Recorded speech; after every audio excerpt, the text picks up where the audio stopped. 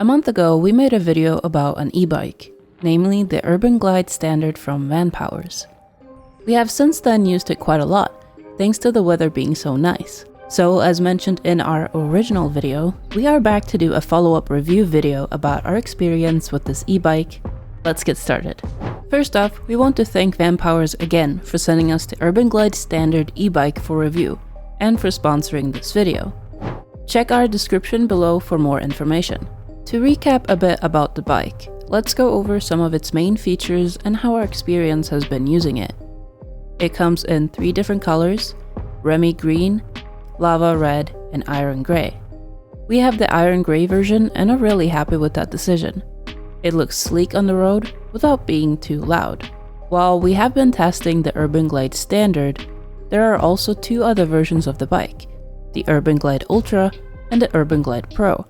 So some of the issues we've had with this bike might work better in these more premium models, which is worth keeping in mind.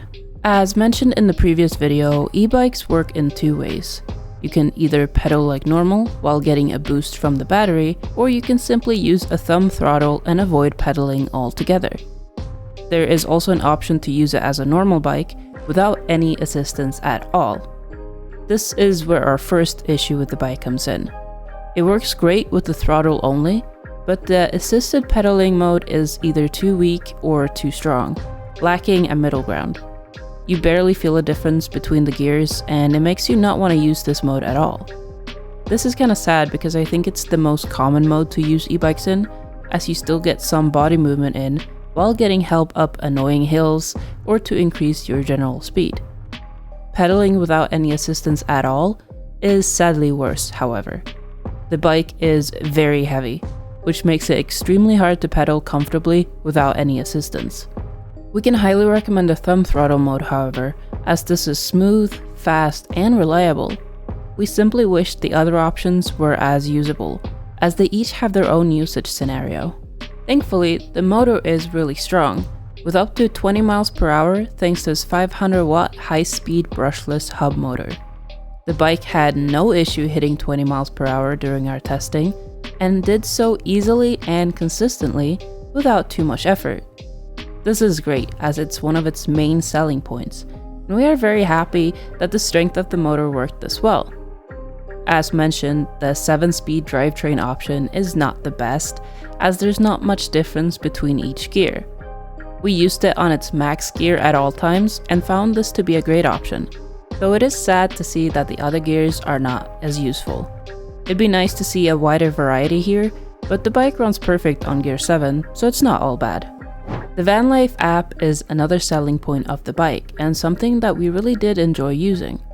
We especially like the proximity lock options, which means it will unlock your bike when you're close to it instead of using passcodes or physical locks.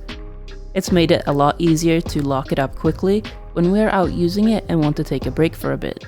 There is also a feature to find your bike, which has been very helpful as well, but probably more useful in busier cities.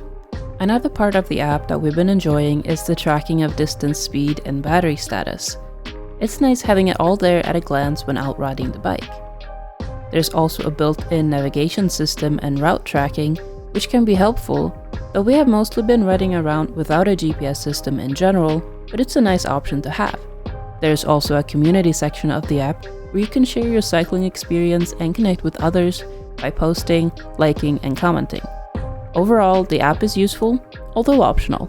The bike focuses a lot on safety features, thanks to its compliance with California Proposition 65, CA65, and UL 2849 certification for electrical and fire safety, which makes the bike both safe and environmentally friendly. We have had no issues with overheating batteries or other health and safety concerns, so I say they did their job well here. One other issue we've had with the bike though is the brakes. They work well and stop the bike in a good amount of time, but we found that the tires and frame of the bike move with the brakes, meaning you can easily lose control or feel unstable while braking. This might be something that can be fixed with some tweaks or in the more advanced models, but we still wanted to mention it as it has been very noticeable when using it for a longer period of time. We are thankful that the brakes still work great, but this could be improved for a more seamless experience for sure. Overall though, we have a good experience with the UrbanGlide-Standard from Vanpowers and are excited to use it more this summer. The price point is also very competitive, so we have to keep that in mind as well. We want to thank Vanpowers again for sponsoring today's video. Make sure to check out the description below if you're curious about getting one for yourself. Please also consider liking the video and subscribing to the channel if you found this helpful, as we upload a lot of tech and also gaming videos frequently, along with daily short-form content on YouTube Shorts, Instagram and TikTok at CamXPetra. We also do gaming streams on Twitch at CamXPetra TV. Thanks for watching all the way to the end. We'll see you next time. Bye.